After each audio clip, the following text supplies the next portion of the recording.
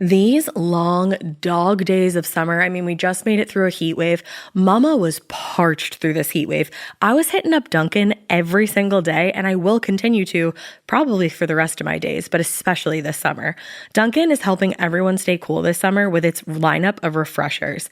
These drinks are packed with bold, fruity flavors and served ice cold. It's amazing. Dunkin' refreshers are the perfect afternoon pick-me-up. I like to start my morning with them personally, and then sometimes I go back for a second one because I'm just feeling crazy. They come in a variety of delicious flavors, including fan favorites mango pineapple and strawberry dragon fruit. And then for a limited time, there's black cherry and there's pink pineapple. I'm going to tell you something right now, and it's a bold claim, let me tell you, but I stand behind it. Pink pineapple will change your life. It is so good. It has me feeling like I'm sitting in a pool, resort side, just living, honey. It's so yummy. Try your favorite flavor with green tea, sparkling water, lemonade, or Dunkin's all-new limeade. I haven't tried the limeade yet, but I'm going to. Usually I get my drinks made with green tea and occasionally lemonade, but I do really like the green tea. Or if you don't want to build your own, try one of Dunkin's curated refreshers like the Cherry Lime Ricky or the Ultimate Pink Daydream. The Cherry Lime Ricky, scrumptious. I could drink like 3 of these a day. They're so freaking yummy. Head to Dunkin' today and find your favorite refresher. Dunkin' refreshers contain less than 1% fruit juice. Limited time offer. Finding ways to be financially savvy is a smart move, and knowing you could be saving money for the things you really want, like that dream home or new ride, is a great feeling. That's why the State Farm Personal Price Plan can help you save when you choose to bundle home and auto. Bundling, just another way to save with the Personal Price Plan. Head to statefarm.com to get a quote. Prices are based on rating plans that vary by state. Coverage options are selected by the customer. Availability, amount of discounts and savings, and eligibility vary by state. Hey, it's Ryan Reynolds here from Mint Mobile. Now, I was looking for fun ways to tell you that Mint's offer of unlimited premium wireless for $15 a month is back. So I thought it would be fun if we made $15 bills. But it turns out that's very illegal. So there goes my big idea for the commercial. Give it a try at mintmobile.com/switch. Upfront payment of $45 for 3 months, $90 for 6 months, or $180 for 12-month plan required. $15 per month equivalent. Taxes and fees extra. Initial plan term only. Greater than 50 gigabytes may slow when network is busy. See terms. Hey, weirdos. I'm Ash. And I'm Alaina. And this is Morbid. You've seen it. You know it. It's us. It's You've Morbid. at least heard it. Yeah, Yeah. Yeah. You know, you've done all of that.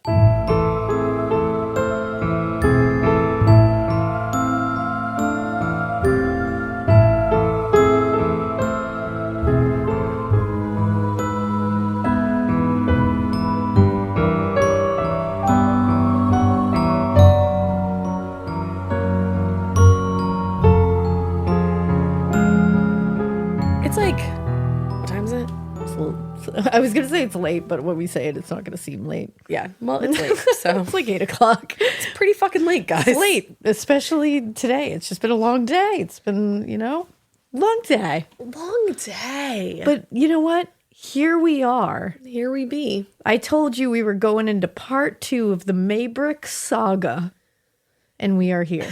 Yeah. It just made me want to say Maybach music. And I don't think you'll get that, but somebody will. But I like that you said that.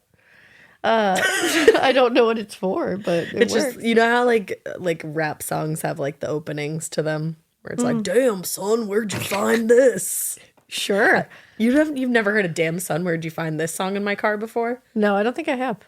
Or I haven't heard that part of There's it. There's a Maybach music one too. Well, there you go. Maybach so that's music. exactly like this. And we talked to you in the last episode about Florence Maybrick and her, in my opinion, very wild conviction for murdering her husband through poisoning that they could never prove he even died of. So pour one out for Miss Flo. Here's the thing. Maybe she could have. I don't know if she did because we can't even prove that he died of poisoning. So I really think it's a moot point. Died of something. Dosing. Now, I told you we were going to get a little more into James Maybrick. We're going to get into a weird part of James Maybrick is what we're going to do. Because he is listed among the suspects of Jack the Ripper in a lot of places. Yeah. And he's on every list. I keep seeing him. I kept looking into it. And I'm like, why though? And it seems to mostly be He's a rich guy. He was kind of an asshole, and he was around the area at the time. That'll do it. So when I first saw him on there and I was reading about it, I'm like, well, you're not a good suspect. That's not compelling at all. I really liked the ones that had like something else to it. Yeah, anything else. Yeah. But then in 1991, a man named Michael Barrett, and I meant 1991. I really thought I know, you said Ash the wrong looked at me date. like, you're saying the wrong date. I was like, I think you meant 1891. I did not. I mean, bitch. 1991, a guy named Michael Barrett, who was a scrap metal merchant by trade, came forward with a truly magnificent discovery. He came to a British pubbler. What's a pubbler? I've never It's heard been of a long those. day. A British publisher. Pubbler, I don't really know. He went to a pubbler. He went to a pubbler. It's like a publisher and a cobbler. They do both. get you a tradesman who can do both. Hey. So he went to a British publisher and he said, hey, I have this diary. And he claimed that this diary was written by none other than Jack the Ripper himself. Doubt it. This would have been astonishing by itself if that's all it was.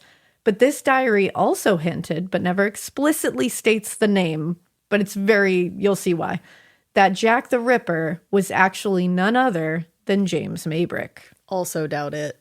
So this is Jack the Ripper's diary, and in it is very clear that Jack the Ripper is James Maybrick. So already it's like, whoa. The thought of Jack the Ripper keeping a diary is just like kind of lol. Exactly. And don't you worry, I'm going to go bit by bit. You know I wasn't going to let this slide without really picking this apart. I feel like he didn't go home after like brutally murdering people and write like, dearest diary, today was a day. Oh, trust me, that's not what he wrote. Yeah. So I in case you guys like don't remember, I'm a full-blown ripperologist now.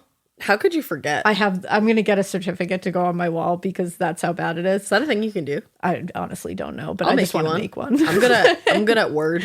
I have been driving John crazy for literally months at this point. Just John? Do you know why it's just John? No, just it's not kidding. just John, but you know why I say John? Because it's like he lives with you. You get to escape. I leave. And at night while we're in bed, I'll just be like, but you know, it doesn't make sense because blah, blah, blah. And he's like, oh my God. He's like, Alaina, I'm sleeping. He's like, I literally can't. And the other day I was like, can we go to London? And he was like, that would be wonderful someday. Like, let's go to London someday. And I was, can we go to follow the path of Jack the Ripper so that I can solve the case once and for all? And he was like, that's not exactly why I want to go to London, but like, okay. I feel like all three of us want to go to London for very different reasons. Very different reasons. I'd like to go because fashion. Yep. You'd like to go because Ripper. And John would like to go... Because the Beatles. Because the Beatles. That's why. And Drew's just coming to be there because I love him. Just to be Drew. Just to be Drew. But either way, this diary is saying, hey, this was written by Jack the Ripper. And Jack the Ripper happens to be James Maybrick, our cotton merchant friend who died of some kind of illness that could have been maybe arsenic poisoning, but probably wasn't. And more likely was just an accidental overdose of some kind. Yeah. Him. So in fact, the diary tells a harrowing tale of madness, depravity, anger at his unfaithful wife, and then suddenly redemption and remorse. Redemption for Jack? Oh yes. It ends with a Jack the Ripper sign-off 8 days before James Maybrick's death. Weirdly, it had to be in the room with him when he died, if that's the case. Because remember, he was really sick, bedridden for at least 2 weeks before he died. Yep. So we're claiming in this diary that he was writing this in the room where all his staff and his wife and doctors and nurses were all around. In the room where it happened? In the room where it happened. I was so excited to be the one to make that reference. Thank you for that. So we're saying that he's writing this in that room with all these people around where he is supposedly delirious at times. Yeah. Like he's going to be able to hide this from people in that state. He did a little like misery business. Yeah. And then on top of that, we're claiming that this happened and then he was able to hide it. And then he died in that room. Someone else bought that house and we didn't come across this till 1991. Methinks not. It's almost like it didn't exist at the time and was made later, you know? Is that what happened? Weird. I don't know. But Michael Barrett first said that he changed this story quite a bit. He said, first he received this diary from a friend who just gave it to him in a pub one day. What luck. Here, would you like Jack the Ripper's diary? Yes, thank you, sure sir. would. Oh, but that friend died. So no, you can't confirm or verify this, in case you were wondering. That friend is dead. Curious. Of course, then he was like, oh no, you know what it was? It was found during a house renovation. Okay. Yeah. It was found in the wall. In the wall. In the I knew wall. it. It's I always knew found it. in the wall. So of course the publisher was like, that all sounds a little too good to be true. And when he was asked more questions about it, he admitted that he actually received the diary from his own wife, Anne. Thanks, Anne. And Anne had told him that it was actually a family heirloom of hers. Jack the Ripper's diary is an heirloom. Literally, next sentence I wrote, Jack the Ripper's diary was a family heirloom. Like, what? What? Wow. Passed down amongst generations. Imagine being in that family and you're like, on your 16th birthday. Yeah, it's now your time to read Uncle Jack's diary. What the fuck? Your family might be fucked. I would literally be like, has anyone thought to go to the police? Has anyone? Yeah, like through the generations thought to go to the police and say, I know who did it. Yeah. So apparently no one was concerned that a family just had held on to this for decades and decades and never told anyone. They were just like, yeah, that sounds right. Apparently I'm concerned. Now, it doesn't say in this diary, hello world, I'm James Maybrick, but it's pretty clear whoever wrote this is trying to point the flashing neon finger at James Maybrick. There are a lot of entries that make reference to pieces of James's life and family. Theorists that like this diary and like the conclusion that this is actually James Maybrick as Jack the Ripper also point to the idea that he must have been so enraged by his wife having that one affair. Because remember, Florence did have an affair with Brierley there. Mm-hmm. So the theory here is that James Maybrick was so pissed that she was having this affair that he took it out on sex workers in Whitechapel. Question mark, question mark, question mark. So we're just blaming the Jack the Ripper murders on a woman and on Florence, of all women. The woman hasn't been fucking railroaded enough. Now she is the genesis of one of the worst crimes in history. Checks out. Whose Cheerios she pissed in. Yeah, checks out. It was someone. We also remember that he had several affairs and fathered several children. Yeah. We all remember that? This isn't like, okay, just making sure. Yeah. So the diary is really, so I read the whole thing. You can read it. It's like, there's a book that was published where the author believes that it could be genuine. I don't, but that's my opinion. And at the end of the book, they have like transcribed the entire diary. You can also see like a nice picture of it, like the handwritten, because it's obviously handwritten. But the diary is really way over the top, in my opinion. I'm surprised anyone fell for this. It's very, there's a lot of whores this and whores that every 5 seconds. Very what you would expect from Jack the Ripper's caricature diary. Like very much what a teenager would think Jack the Ripper speaks like, kind of thing. Like sounds very like much fanfic. Very much like a bad fanfic. He uses the words "I am so clever" a lot. He talks about Aberline ad nauseum. Like he writes poems about Aberline. It's very over the top. Yeah. It mentioned Battle Crease House, I believe, twice. Which, remember, Battle Crease House was what the Maybricks' home was called. Oh, yeah, I forgot about that. That's another reason it's quite clearly pointing to James Maybrick, because that's the name of his house. Yeah. It's a very obvious nod. And it talks at length about how he feels like a fool because his wife is, quote, whoring herself out to a, quote, whoring master. Whoa. I assume we are meant to believe this is Alfred Brierley, the whoring master. This is also just not really in line with them, even like James Maybrick and Florence, even when they were fighting with each other. Like, they weren't even that nasty. And that's the thing. Like, they had obviously some shit going on. But even their staff, who admittedly seemed like they really didn't like Florence, never heard him call her a whore or anything really. Never called, like, he was never reported as using that term often. By their own testimonies at the coroner's inquest after James's death, even the fights, like, right before his death, where they were, like, at their worst, he referred to her as Flory and Bunny. Yeah. And now in his diary, it's things like, quote, I shall take the whore tonight. Ew. Speaking of Florence. That's or, terrible. Quote, the whore wants to come on the trip to see Michael. Jesus. We know James Maybrick at least once physically abused Florence. So we can't absolve him of all possibility that he called her these things behind closed doors. And in his diary where it's private. That's the thing. So I'm by no means going to say that he didn't use those words. He very well could have. Because if he is capable of punching her in the eye, he is absolutely capable of calling her a whore. Mm-hmm. So there is that. You got to present all the facts here. Yeah. But still, in the diary, it's just so over the top. It feels very performative in the whole thing.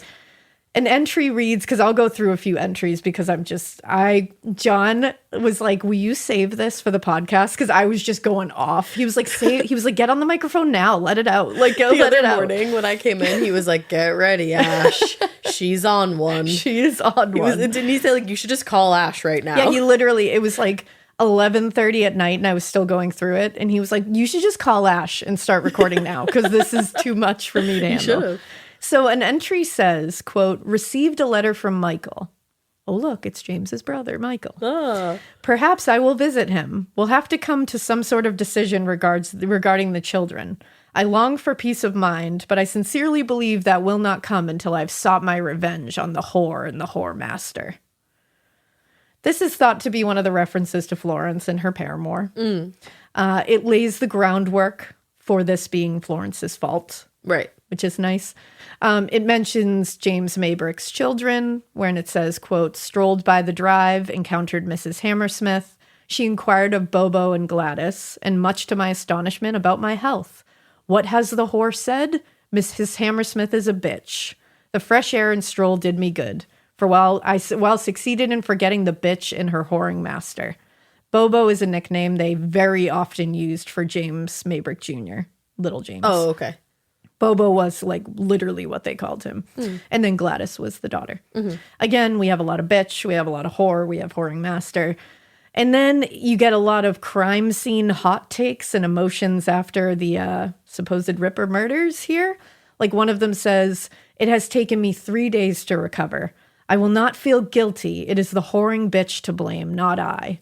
I ate all of it. It did not taste like fresh fried bacon, but I enjoyed it nevertheless. No, okay, immediately wrong. She was so sweet and pleasurable. I have left the stupid fools a clue, which I am sure they will not solve. Once again, I have been clever, very clever. I don't buy this. You can believe whatever you want about this. Maybe this rings very real to you if you're hearing it or reading it, and I'm not here to tell you that I know for sure what is right and what is wrong here. To me, it's very Jack the Ripper. It's a character. It's not the reality. It's not the real killer. It's very Jack the Ripper. He also refers to his crimes as his campaign. And he also says, like, my dirty deeds. Ew, bye. Now, then he suddenly uses his noggin. Because I'm reading this, and I'm sitting there going, so this guy's just going home and writing all this down? He's getting away with everything, but he's just going to write it all down? Like, what? Yeah. But suddenly he starts using his noggin, and he says, I'm beginning to believe it unwise to continue writing. No shit. Clever. No shit. And then he says, if I am to down a whore, nothing shall lead the pursuers back to me. Except this diary you're keeping in a home that will become a crime scene soon. I am to believe a human who is able to leave no trace of himself at every crime scene, did these things in the dead of night, pitch black, in minutes, on crowded streets, and then disappeared without ever being detected, is now writing this all down in an easily discoverable diary that is never found somehow, and also now breaking the fourth wall, kind of, by questioning the logic of this very act that he is doing. Yep. No. Yeah, no. Because now he's sitting there being like, I wonder if I should be doing this. I'm going to do it anyway. Well, and even when he just said, like, I won't feel guilty, I don't think Jack the Ripper, whoever he was, would have even spent a second even thinking about feeling guilty. Oh, you have seen nothing yet. Oh, wait until we get to the end. Oh, God. So the other thing is, when we talked about James Maybrick and Florence Maybrick, a big crux of the issue was that the things that weren't being allowed in Florence's trial were the fact that James was heavily into medicating, like self-medicating, and using chemicals. All that he was an arsenic eater.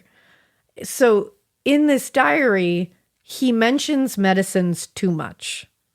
Like, we get it. You're James Maybrick, the walking prescription medication wearing a human suit. Like, we get it. Too heavy-handed. Someone read a lot about Maybrick's tendency to prescribe himself medicine and take like lethal chemicals, and they figured they should make sure That it was to put in there that in the enough. book. Like, maybe just do a book report about it, essentially, because they mention it that much. And again, who knows? I truly, my stance on this is complete bullshit. This is not a real diary. But I'm also, and I think I know I talked about this in the 5-part series we did on Jack the Ripper. I'm a staunch believer that the Dear Boss letter is a hoax. Right. I don't believe it. It's the one I refuse to acknowledge or even entertain as possibly Jack the Ripper's. I don't believe he named himself Jack the Ripper. No. I don't think that ever happened. I don't think he looked at his deeds as funny little games, which is what he wrote in that letter. And isn't it funny that, like, you look at that and you're like, no, funny little games, that just doesn't ring true to me. But isn't it funny that in this diary, he writes, I could not resist mentioning my deeds to George. I was clever and brought up the subject by way of how fortunate we were not having murders of that kind in the city. He agreed with me completely. Indeed, he went on to say that he believed we had the finest police force in the land. And although we have our fair share of troubles, the women folk can walk the streets in safety. And indeed, they can, for I will not play my funny little games on my own doorstep. Ha ha. The ha ha is also from the hoax letters. Yeah. This is somebody who believes those hoax letters, or at least liked them, and decided to adopt the same manner of speaking. Exactly. Now, he mentions coming up with a rhyme, and it's a rhyme about one of the victims. It was like this really like crass rhyme that he came up with in the diary. And then he's talking about it in the diary, and he says how upset he is that he forgot the chalk at the crime scene to write that poem down. Oh, okay. And I feel like this is all very taken from the well-known things about the Ripper case. Right. One, he didn't leave any rhyming chalk poems anywhere.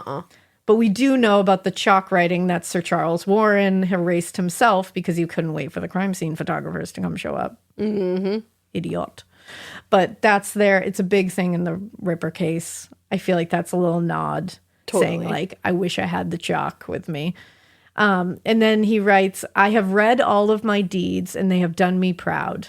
I had to laugh. They have me down as left-handed, a doctor, a slaughterman, and a Jew. Very well. If they are to insist that I'm a Jew, then a Jew I shall be. Why not let the Jews suffer? I have never taken to them. You just said that you would be a Jew. And if I wasn't already convinced that the author of this diary really loved that Dear Boss letter, this is pretty similar to when it says, they say I'm a doctor now. Ha ha ha. Yep.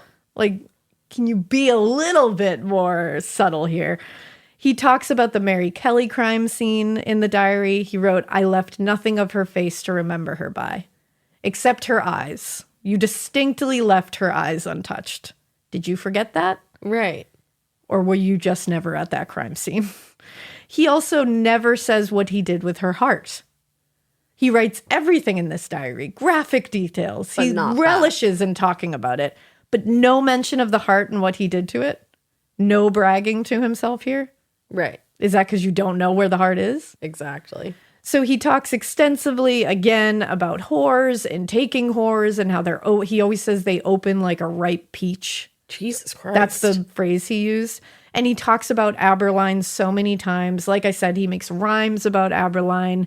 He refers to him thinking about his own children and how it distracts him. And he wants to stop thinking about his children because it's ruining what he's doing. That's stark. But then he talks about Florence as the whore and the bitch and is unflinchingly vile about her. But then all of a sudden, so he's gone on and on, like, Florence is the worst thing ever. She's a whore. She's a bitch. She's this. She's that. Talking about this disgusting thing. They open like a ripe peach. This, that, blah, blah, blah. Then out of nowhere, he's suddenly having regrets. Out of nowhere. It's this very, like a poorly, hastily written novel. Things turn. Yeah.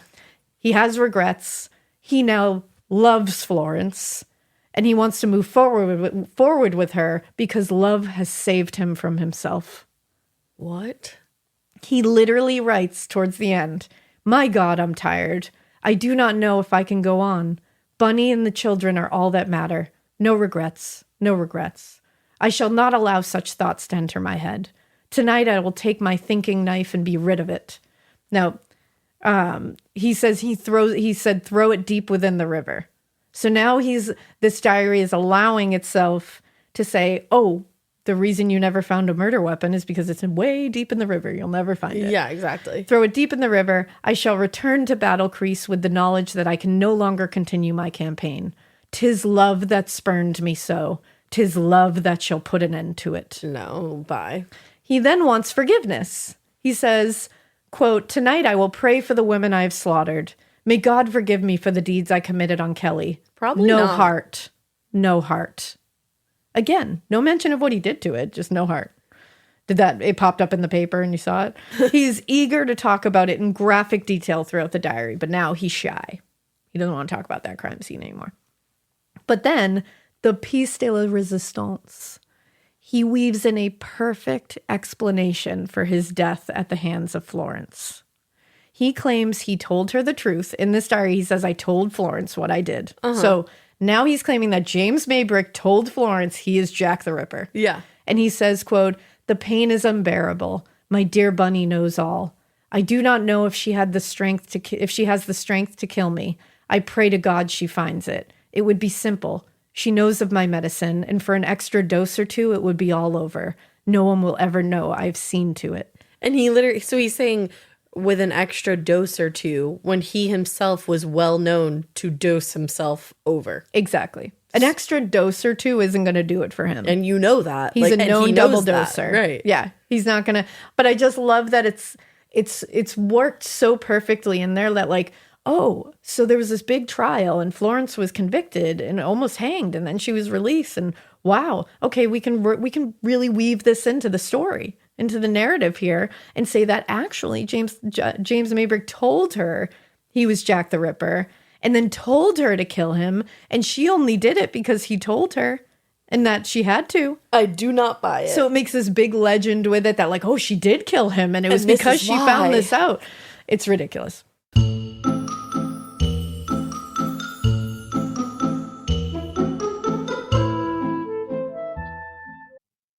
This is a paid ad by BetterHelp. I happen to be somebody that struggles with people pleasing. So a lot of times I will build things up and up and up and up and up and then kind of get to the point where I'm like, I need to let this out to this person. Even in 2026, that stigma and just stigma in general can get in the way of a lot of things, like getting support for your mental health. Maybe you've encouraged friends to consider therapy while avoiding taking that first step yourself because you're busy. You're worried about what other people might think or telling yourself that you should handle this all alone. But therapy with BetterHelp, the world's largest online therapy platform, can be a space to slow down and talk through what's been building before it feels unmanageable. Just take a short questionnaire to identify your needs and preferences, and BetterHelp will handle the initial therapist matching work for you. Their industry-leading match rate means BetterHelp typically gets it right the first time. Feel confident knowing BetterHelp therapists work according to a strict code of conduct and are fully qualified. Don't let hesitation hold you back. Find support with BetterHelp. Sign up and get 10% off at betterhelp.com/morbid. That's BetterHelp, HELP.com/morbid. Every bold journey starts with a decision to go. And if you're ready, the Defender is too. This is a vehicle built for more, whether you're heading off the grid or just getting out of town for the weekend. Defender is a true icon reimagined for a new generation. Its rugged exterior is built from durable materials and tested in the toughest conditions. Inside, it's modern, functional, and refined, with smart storage and premium touches that keep you comfortable wherever the road leads. It's packed with tech like 3D surround cameras, clear sight ground and rear views, driver assist features, and an intuitive infotainment system. With 3 models, the Defender 90, 110, and 130, there's a Defender for every kind of adventure. From city streets to remote trails, this is a vehicle that, like you, is capable of great things. Explore the full Defender lineup at LandRoverUSA.com.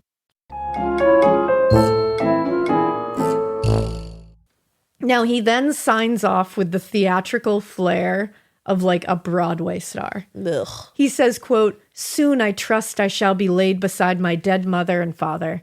I shall seek their forgiveness when we are reunited. God, I pray, will allow me at least that privilege, although I know only too well I do not deserve it. My thoughts will remain intact for a reminder to all how love does destroy. I place this now in a place where it shall be found. I pray whoever would read this will find it in their heart to forgive me. Remind all, whoever you may be, that I was once a gentle man. May the good Lord have mercy on my soul and forgive me for all I have done." Doubt it. I want you to line that last passage up next to every single crime scene and every single morgue photograph of the Canonical Five and tell me if that's the same guy. No. That's a hard no, my friends. That is a hard no.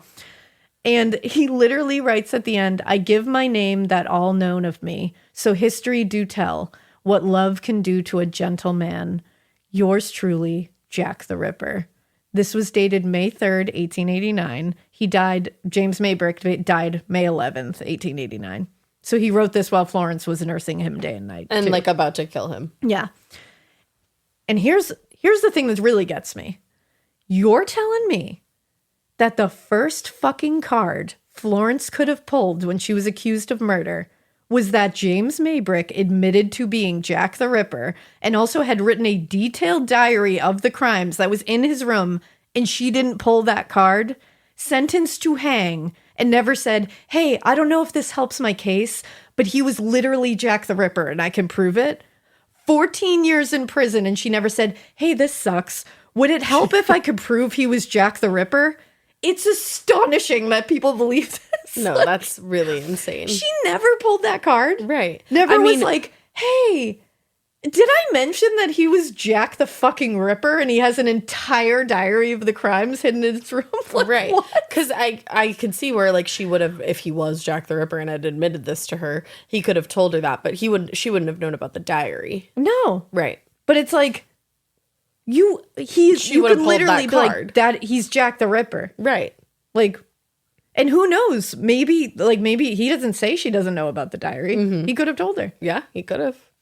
And either way, it's like, dude, he admitted it. At least bring it up. Right. Would have been in the paper. And she would have. Yeah, of course she would have. Or she would have even said it later when she got out of prison and like talked about prison reform. She'd be like, "You know who should have gone to prison though? Jack the Ripper, who was my husband." Who died. Yeah. So like, cool. But there's also a section where he talks about grabbing a drink after one of the murders, or I don't even know if it was after one of the murders, but it's like when he was like scouting or something. And he talks about having a drink at the Post House, which is a pub in Liverpool. But at the time of the Ripper killings, it was not called the Post House. It was called the Muck Midden. Oops. Okay. Hello. Yeah. So that's a problem. A lot of people wonder who believe this diary, say that it is the way he writes it is the POSTE house. And it was actually called the POST house. And they think that like maybe he could be talking about the post office and that he had a drink and then went to the post office, or he did some. It doesn't make a lot of sense. That's like when it's people just go. It's like me fighting for Angel. It is, You know, you on go the rewatcher. a little too far on the rewatcher. Check it out. Yeah, it's true. Ash went really hard. I respect it. Thank you. But yeah, this is one of those cases where it's like, this we don't respect. we don't. This is not okay. This is a bunch of shenanigans. So all of that. So that's what that diary contains. Like some of the really like juicy bits. So this was brought to the publisher. All of that is in there, and the publisher was like, "No, I don't really know about that." And I guess Warner Books, which was the U.S. distributor that was speaking to the British publisher about actually publishing this with a wide release. But first they were like, "Okay, this seems a little weird," but they were like, "We really want to like authenticate this. There's got to be a way to tell." So they spoke with Kenneth Rendell, who is an expert on manuscripts and historical documents like this one. Mm-hmm. And he had actually been the one to figure out that the Hitler diaries were fraudulent. Oh. So he was especially prepared to take on this kind of investigation. So Rendell teamed up with Joe Nickel, who was he's an author himself, and they began investigating this manuscript. So Joe figured out pretty quickly that he was like, this seems like someone who's really trying to prove they know things about the Ripper case. Like, this is just one of those like, hey, I know these weird little details. And he said the handwriting was a problem immediately for him. It didn't match James Maybrick's handwriting in any way, shape, or form.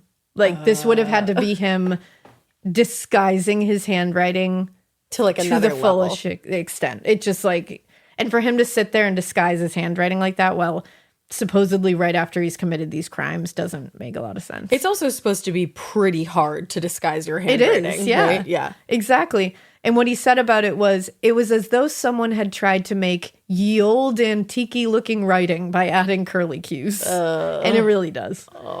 So it was sent for forensics testing, and this is where it gets tough because there was no real conclusion one way or another. Some tests said it was inconclusive how old it was. Some said it was definitely not old at all, but they still couldn't tell, like, How by old? paper and stuff. 3 different experts said 3 different things about the ink used. Even though it was thought that it could be mildly old, they were like, maybe it's in the last, like, 20 years, like we could say. Realistically, it was not the Jack the Ripper's diary. Not the last 100. No, though. definitely not. So they concluded it was very likely a hoax. And in 1993, there was a report created that said, this is likely fake. Warner Books was like, no, thank you. We don't want to publish this. But Hyperion Books published it with author Shirley Harrison, who seems to sincerely believe that it could be genuine. So, there's that.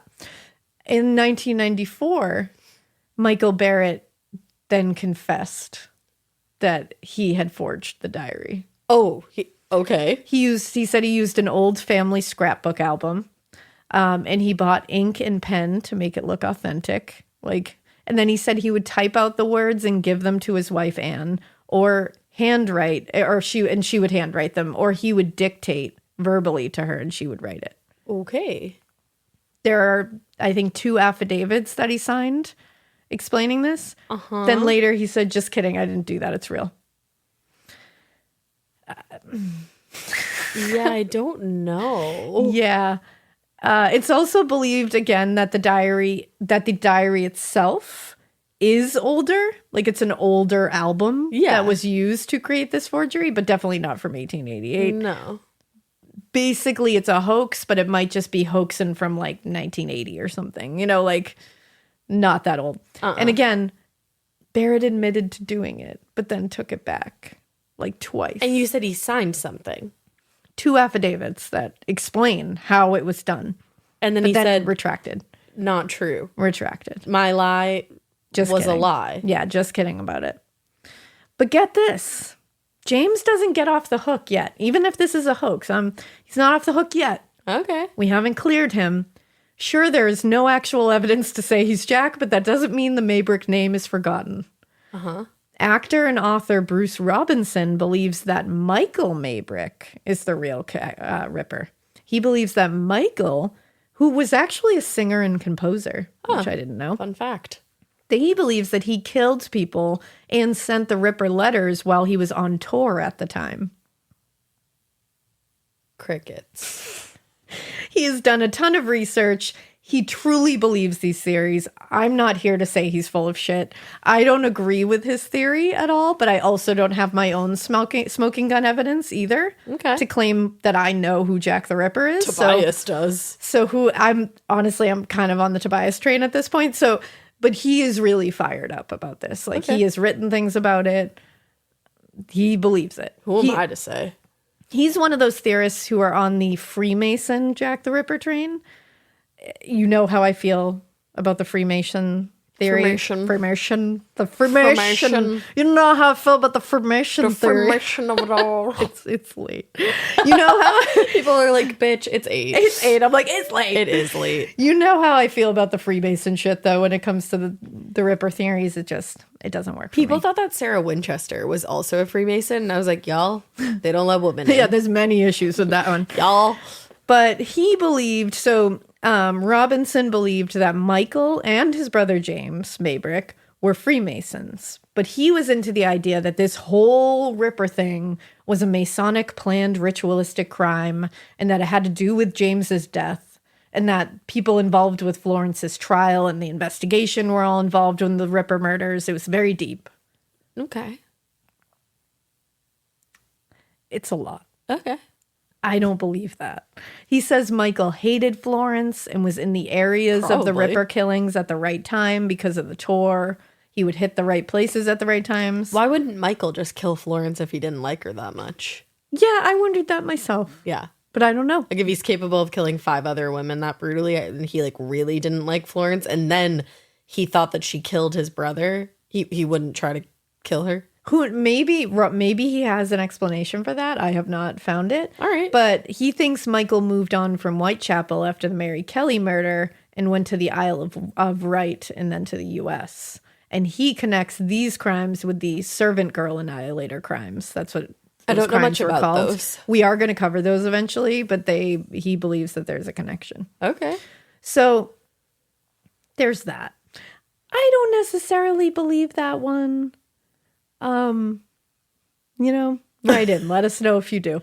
I don't believe that one. So I decided, we got to close on something that like has some meat to Sustenance. it. Because to me, those don't really have meat to it. I don't feel good about them. I don't feel good about them at all.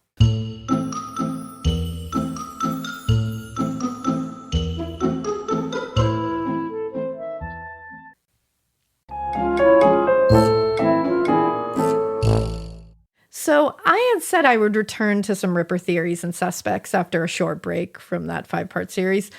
And here I Was it a am. short break? It was a pretty short break because the Maybricks lead right into it. Ah. So let's talk about Charles Lechmere or Charles Cross. Now, this is the suspect that we spoke about on the Tobias Forge episode we did a few weeks back. I'm really upset with myself that when you said or Charles Cross, I didn't say if you nasty. Oh, I love it. So I'm saying it. that now So you're saying that, right? There you retroactively. go. I like it.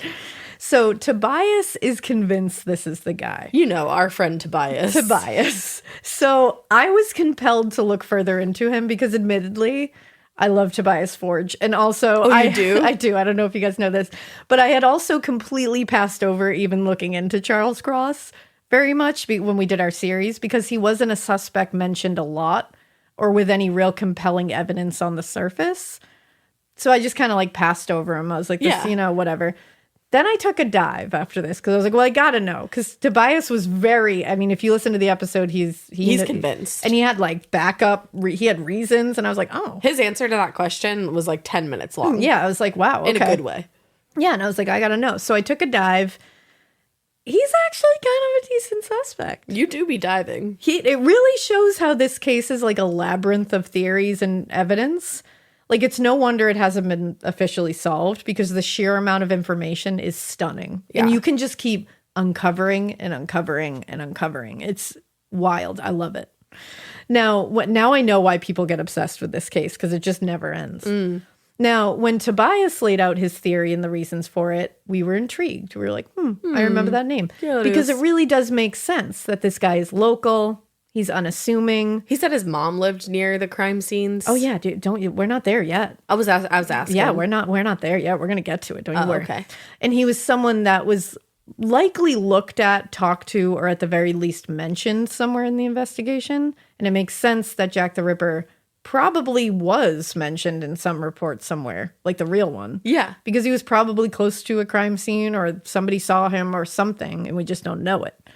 I don't think he was some traveling singer like Michael Maybrick, some random cotton merchant who just rolled in like James Maybrick. Yeah. Or a Freemason gang hell-bent on ritualistic murder. I don't think any of that. Probably not. I do still believe medical knowledge is important here, but I'm willing to suspend that a bit to entertain this theory because it does fit very well. So this man's does not have medical knowledge. Not in the traditional sense. Okay.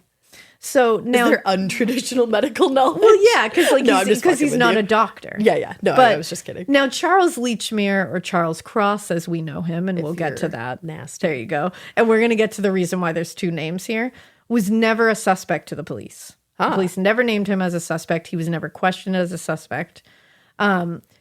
He was never even really thought of other than being the most unlucky witness ever. Like, really, in case you don't remember who we're talking about here, you're like, why, what name is that? He was the carman who came across Polly Nichols' body on the way to work early in the morning. He was the first person to find her at like 3:45 a.m. on August 31st, 1888. And she was still warm when he found her. And it was astonishing that the killer had gotten away in time to not be seen. So she was killed on Bucks Row, which if you look it up, you will see it's this very long line of housing and not like the winding alleys or streets you might. I like things my way. My coffee, my schedule, and my treatment. So I talked to my doctor about self-injecting with the Vyvgart Hytrulo pre-filled syringe, which contains F-gartigimod alpha and hyaluronidase QVFC. It's injected under your skin, subcutaneously. It means I can inject in my space, on my time. It's my treatment, my way. Visit VyvgartMyWay.com. That's VYVGART myway.com. And talk to your doctor about Vyvgart Hytrulo. Brought to you by Argenix. Hey, it's Ryan Reynolds here from Mint Mobile. Now, I was looking for fun ways to tell you that Mint's offer of unlimited premium wireless for $15 a month is back. So I thought it would be fun if we made $15 bills. But it turns out that's very illegal. So there goes my big idea for the commercial. Give it a try at mintmobile.com/switch. Upfront payment of $45 for 3 months, $90 for 6 months, or $180 for 12-month plan required. $15 per month equivalent. Taxes and fees extra. Initial plan term only. Greater than 50 gigabytes may slow when network is busy. See terms. Be picturing like Mitre Square or anything where like Catherine Eddowes was found. Yep. There wasn't a lot of places for this person who did this to run and hide quickly. It's a pretty long street you're going to have to tear down. So in 15 minutes before she was found, a police constable, a PC, had gone through there and seen and heard nothing. Right. Because this PC was on his beat through Bucks Row. Now, there were a couple of other PCs that patrolled the routes at each end of Bucks Row. Okay. No one heard or saw anything there either. And initially, it was reported that PC John Neal found Polly Nichols while on his beat. But shortly after this, a man named Robert Paul came forward and said, actually, no, I was there, and so was another man before PC John Neal was there. So, So what happened was at 3:45 a.m., there is a lot of debate about the specific time that this 5 happened. minutes. Because no one had a watch, and we were not, we don't have a timestamp anywhere of when this guy was finding this. It is all kind of conjecture and different reports, and Robert Paul saying it was this time and Charles saying this time and the PCs saying it was this time. It's very hard to piece those things together. What we can tell is that it was sometime between 3:40 and 3:45 a.m. that Robert Paul was walking Bucks Row on the way to work. He was also a carman. Now, he said he's usually very on guard along that area, especially Bucks Row, because people got mugged and assaulted there a lot. that'll do it. And he's like, and at that time in the morning, it's really dark. There's no lights there. This is not a great area. So he said people always had their guards up here. So as he's walking down the long, dark row, he spotted a man standing in the street.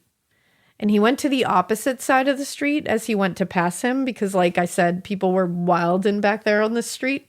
So he didn't want to fight. He was like, I don't want to go near this person. I'm just going to walk. Staying away from all that. Yeah, but this man who was in the middle of the street saw him and approached him. And he was like, ugh. And this guy came up to him and said, come look at this woman. What a weird way to put that. And he was like, okay. And he went with him, and right across the street where he was looking at before was a body. And it was so dark they couldn't see. It was a woman. Obviously, they saw the dress, they saw the bonnet. And they said they couldn't see how deeply her neck had been cut because it was dark. And I think her clothing was pulled up pretty far. And she was the one that was wearing everything she owned, I think. No, that was Catherine Eddowes. Oh, okay.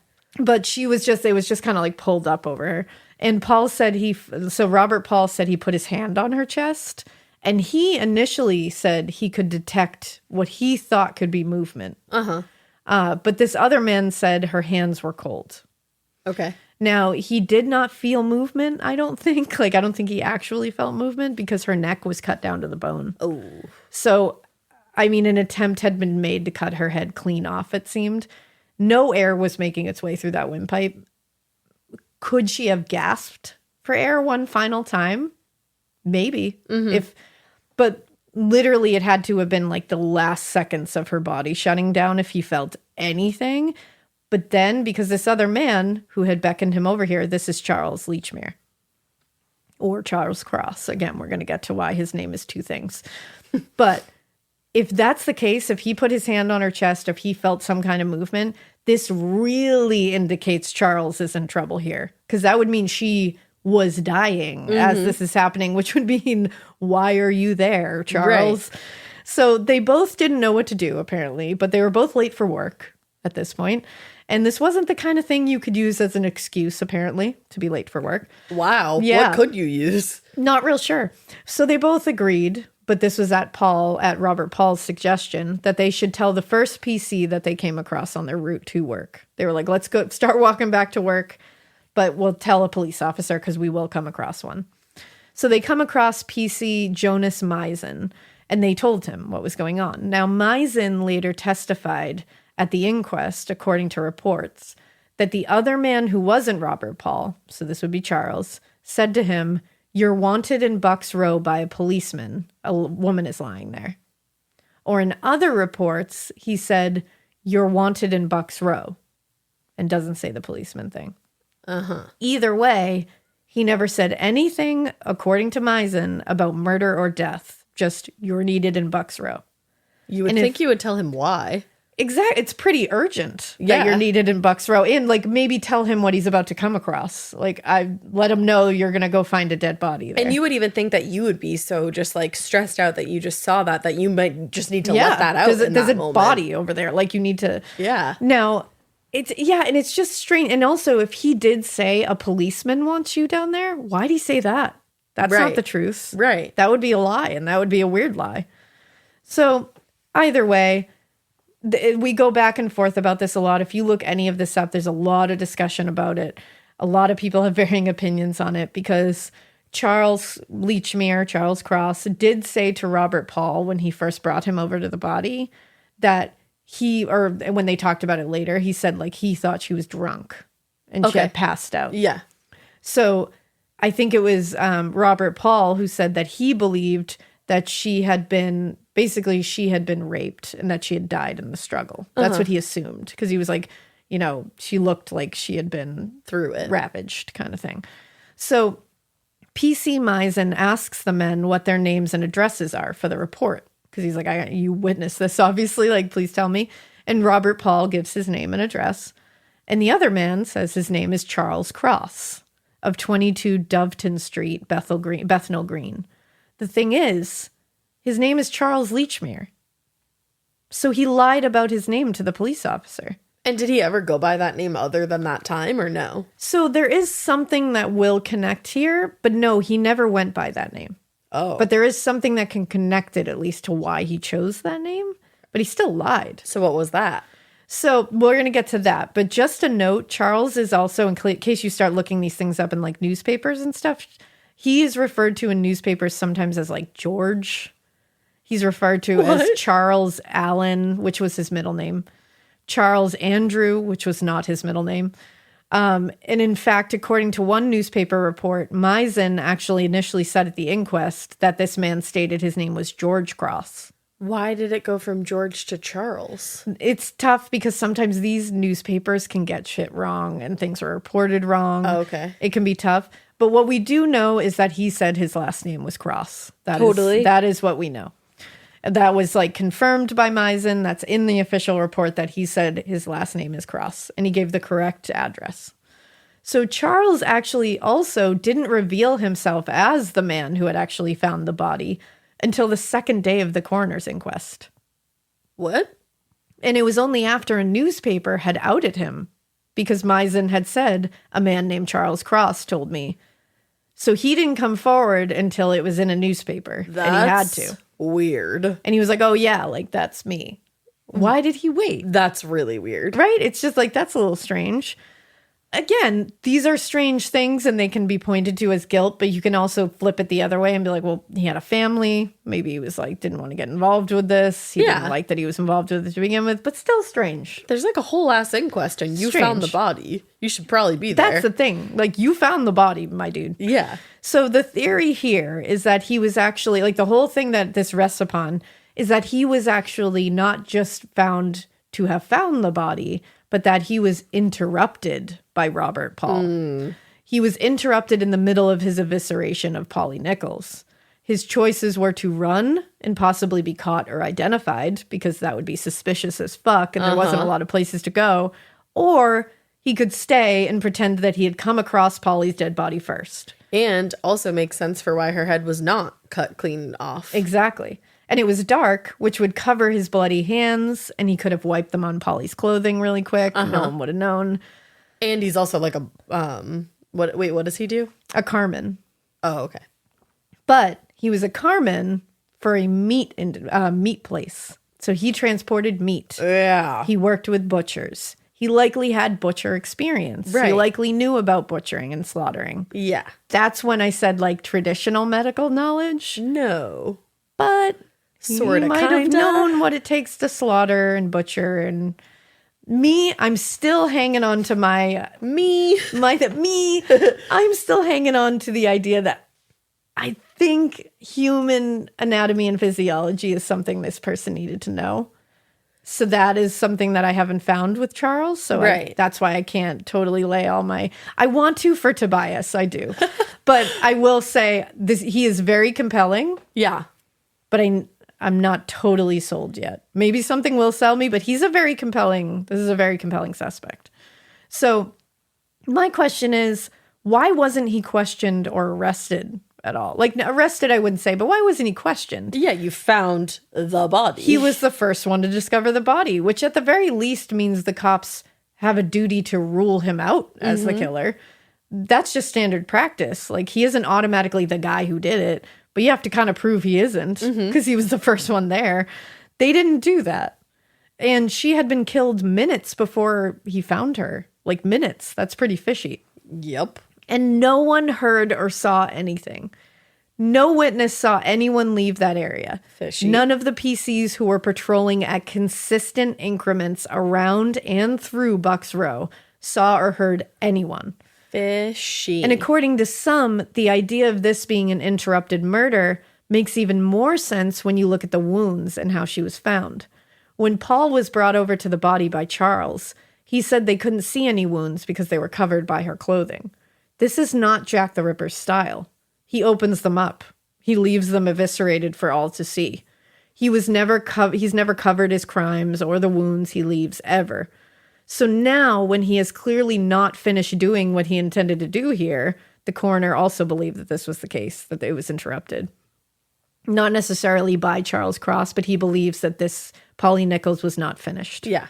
Now, so now he's clearly not finished doing what he intended to do here. He's heard someone coming and took time to cover the wounds before running away.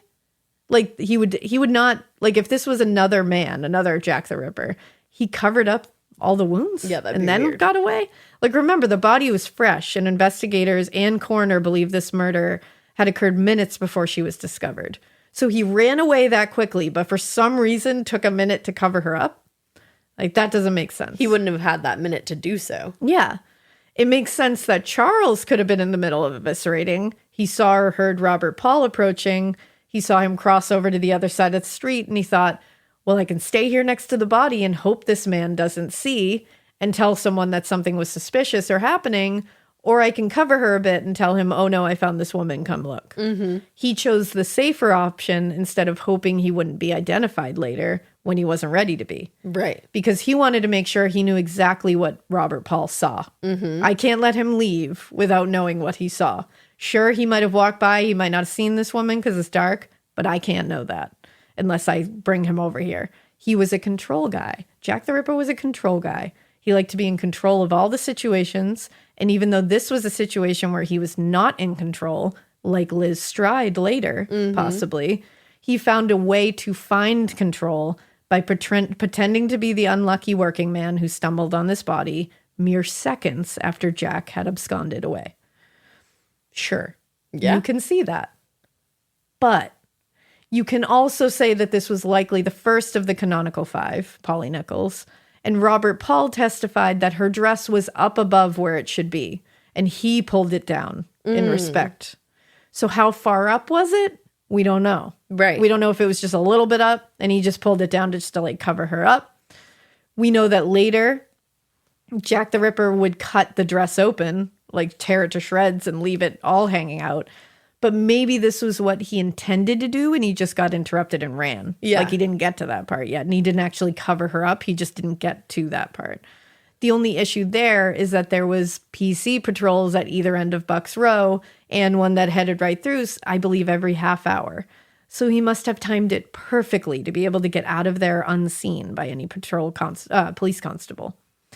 Also, we have the notion that Charles worked for at Pickford's, like I said, as a meat car driver, which was on Broad Street at the time. Mm-hmm. Most of the 5 canonical victims were found along the route he would take to and from work.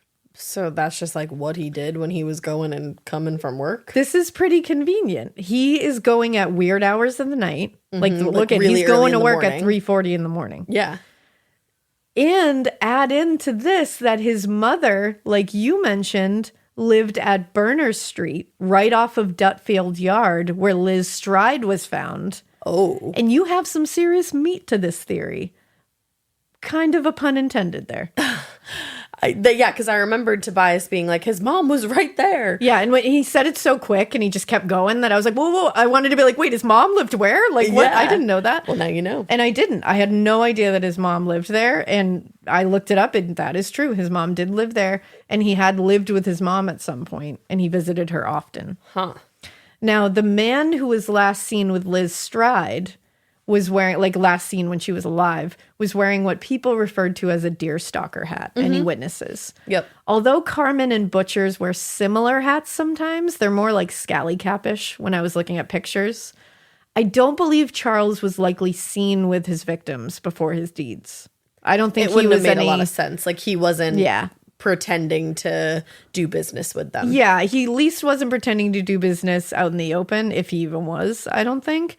Because one, I think he did them on his way to and from work because it was the wee hours and like If it he was could him. sneak up on someone. This is all hypothetical, allegedly kind of shit.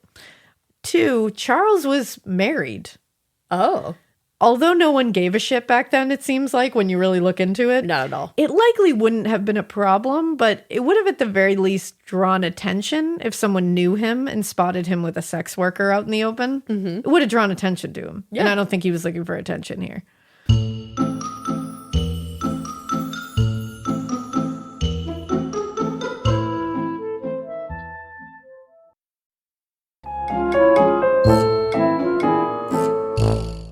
So a little dig into his past told me something very interesting. Oh? About him. Something I'm sure I was hoping I could be like, Tobias, do you know this part? But I'm sure he does because it sounded like he was really into this. You never know. But Charles had been part of a tragic event before the Jack the Ripper murders in 1888. So on Thursday, December 21st, 1876, in an area that is now called Cloudsley Place. It used to be called Elizabeth Terrace. And on this day, December 21st in 1876, at around 4 p.m., Charles Lechmere was driving his wagon, the same Pickford's meat wagon that he drove years later.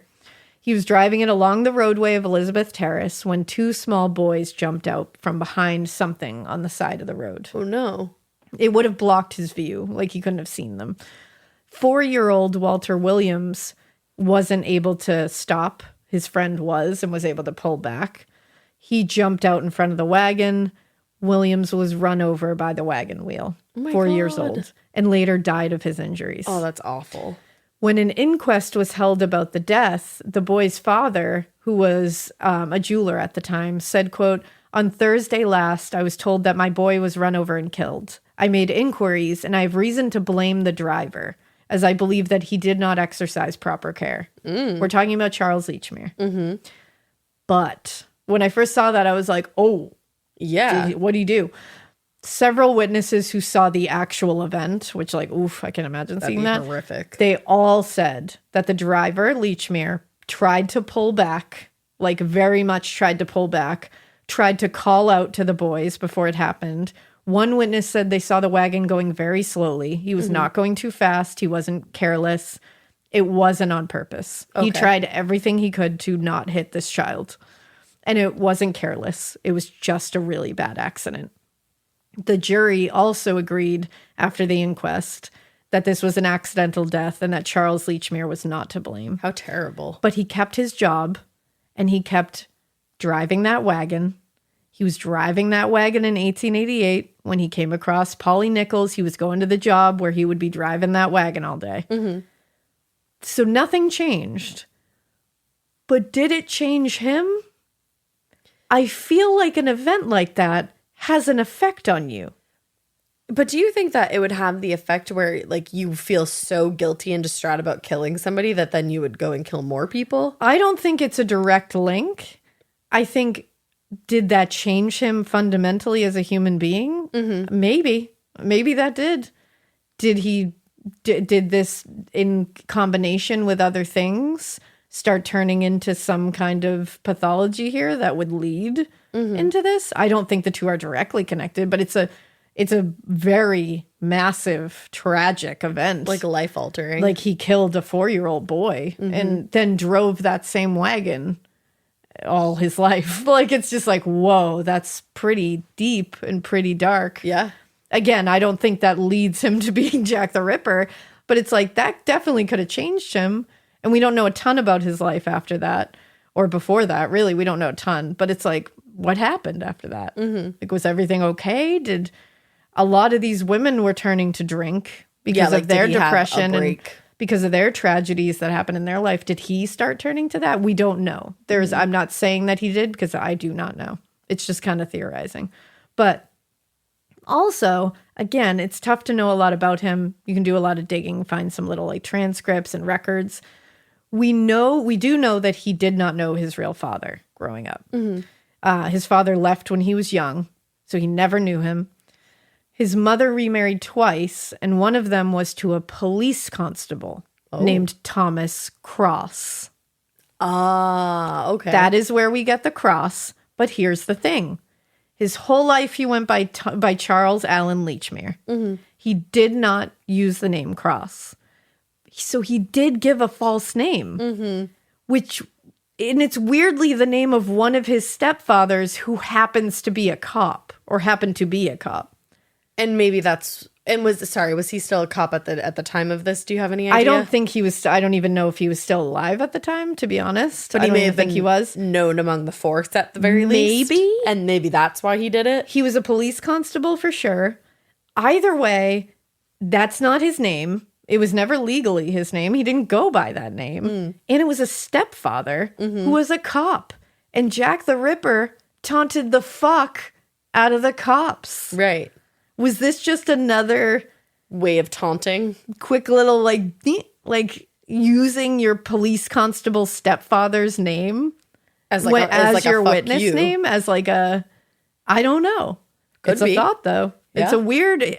It's weird that he didn't give that name. It's weird. Like, I know there's a few explanations for it. Like, you know, maybe he didn't want to be involved in this and he didn't want his real name in the paper. But you're going to get caught anyway. Well, there's an inquest happening. Yeah, that's like, there's the rub. Yeah. I like things my way. My coffee, my schedule, and my treatment. So I talked to my doctor about self-injecting with the VivGuard Hytrulo pre-filled syringe, which contains efgartigimod alpha and hyaluronidase QVFC. It's injected under your skin, subcutaneously. It means I can inject in my space, on my time. It's my treatment, my way. Visit VivGuardMyWay.com. That's VYVGART myway.com. And talk to your doctor about VivGuard Hytrulo. Brought to you by Argenix. Hi, Ryan Reynolds here for Mint Mobile. Are you looking for a beach read this summer? May I suggest your big wireless bill? It's got suspense, mystery, a slightly flat, emotional arc, and a shocking twist where you realize you've been overpaying the entire time. Fortunately, though, Mint's story is better. Every plan, $15 a month. Even unlimited. That's it. Happy ending. Zero tears. Give it a try at mintmobile.com/save. Upfront payment of $45 for 3 months, $90 for 6 months, or $180 for 12-month plan required. $15 per month equivalent. Taxes and fees extra. Initial plan term only. Greater than 50 gigabytes may slow when network is busy. See terms. Now, also, just as a final little thought to this, Casebook, the Ripper Casebook online is a very interesting site. It's got forums and they have a lot of research. it's totally ongoing. They're always adding to it. Oh, that's cool. You can really get lost in there. I saw it happen. You saw it happen. Now, according to Casebook, Charles and his wife Elizabeth, he was married for quite a long time. He never got divorced or anything. Okay. They're buried in different cemetery plots, not together. And his plot was capable and planned to have another person buried next to him, assumably his wife. He died in 1920 and she in 1940. Neither one of them remarried. Like, she did not remarry. And she was put far away from him. So sorry, he died in 1920 and then she died died in like 20 years 1940. later. She never remarried. Never remarried, but did not get buried next to him. Yeah. So people are just like, why? And there was never any explanation No. as to why. But it's like, did somebody know something? But maybe not. That's the thing. I'm not going to like, I don't know. It's definitely weird. Strange. That's actually so weird that you say that too, because me and Drew had like a weird conversation last night of like, when we like die, like, do we want to be like buried with each other or like, because we Woof. were like talking about that. So it's weird that That you brought is weird. up. Well, you better be, because otherwise people are going to theorize about what the hell's going on. We're gonna get cremated and sprinkled somewhere cute. Adorable. Yeah. So I don't know. Charles Cross / Leachmere is decent as a suspect. Yeah. He really is. He is. I looked him over. I looked him over real quick the first time around, and I didn't give him his due. Once I started looking into it, we can't discount him. I'm not saying he's Jack the Ripper. I'm not saying he's not. And I don't think anyone can say he's not. Obviously, none of us can say he's not, but none of us can really say he is either. But No, I'm not fully convinced yet. I'm not convinced by the DNA on that shawl that, No. that Aaron Kosminski is the guy. I'm not convinced either way. I would like to. I'm gonna keep my eye on Charles. I'm gonna do a little more digging. Yeah, I'd like you to, because I need a little more. Like, if I'm really gonna be Tobias level, confirming that it's definitely him, like beyond a reasonable doubt. I have many reasonable doubts right now. Now I'd like to know like what else he knows about this. I'm like, do you have more? I want to know. He definitely does. He does. He felt very confident about it. I so would think. I'm gonna look further into it. I'm interested. Yeah, I mean, you did a very deep dive on this. I've watched you do this for Thank the past you. couple weeks, so you definitely like did some digging. I'm gonna keep going though. But guys, I'll get away from Jack the Ripper for a while now. This was my last little like toe dip into it for quite some time. There you go. Definitely by the end of the year. I'm not touching. Won't The be end till of the next year year. is like literally 2 months away. I know, so I'm not gonna touch it for the end of the year. Why don't you just give us like a year Next off? year, who knows? But I'm taking a long break. You're crazy. And you know why? I'm taking a Crazy long girl. break so that I can thoroughly investigate and come back at you with like, I know who did it. Dear God. And it won't be till like the end of next God year. help or us something. all. So I'm telling you, I'll stay away. The last episode of Morbid, like God Yeah. forbid, will be Alaina figuring out Will who be Jack me the Ripper solving is the Jack the Ripper years case. from now. That's years my and plan. years. If I'm really like writing, manifesting here, then the last one will be me solving the Jack the Ripper case alongside Tobias Forge. Should have done that the other night when it became the Aries full moon. Set your intentions, baby. I'm setting them right now. Too late. Those are my intentions. I'm manifesting. You have to do it under the full moon, my girl. I'll do it under the next one. I Okay. got it. All right. We there got to you go. remember. You can always set your intentions under the full moon. There you go. Or if you're Tobias, you could set them under the Hunter's moon. Exactly. Ha-ha. So this was my Maybrick / Ripper discussion. It was your two-parter. Maybrick music. There you go. And You're like, I won't say it. and I'm done now with Ripper for a while, so everybody can breathe a sigh of relief. And in the But meantime, we would love to hear. We would love to hear though. Like, what do you guys think about Charles? Do you I have know. any thoughts on him? Like, send it to morbidpodcast@gmail.com. I'd love to hear it. with the subject line Charles Cross. Yeah, let me know. I just want to know what you guys think. If you think that the Ripper Diary is genuine, please lay out a very detailed explanation for why you do. Yeah. But I'm willing to hear. I'm an open book here. She's for an open this. diary. I'm an open diary on the Ripper case. So let's go. Let's all solve I it could together, think when you were everyone. talking about a diary was these words in my diary scream. I'm doing it to like the wrong tune, but like these words are my diary screaming out loud. That's all I could think of. That's what it seemed like. I was like, life's oof. like an hourglass. There you go. Wow, bleak. All right. Well, we hope that you keep listening. We hope you Keep it weird. But not to read that you're Alaina. No, don't keep it this weird, You can't man. keep it that weird. Yeah. Only this gal keeps it that weird. I'm on a space level. Sorry for the creaks.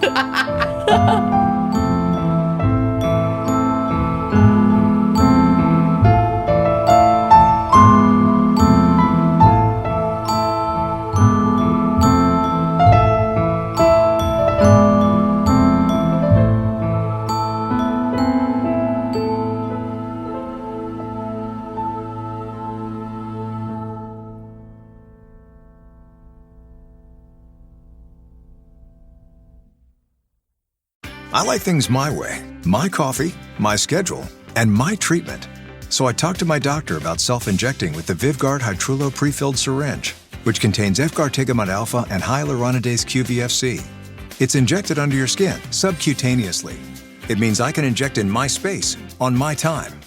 It's my treatment, my way. Visit VivGuardMyWay.com. That's VYVGART myway.com. And talk to your doctor about VivGuard Hytrulo. Brought to you by Argenix. Hi, I'm Angie Hicks, co-founder of Angie. One thing I've learned is that you buy a house, but you make it a home. For decades, Angie's helped millions of homeowners hire skilled pros for the projects that matter. Angie, the one you trust to find the ones you trust. Find a pro for your project at Angie.com.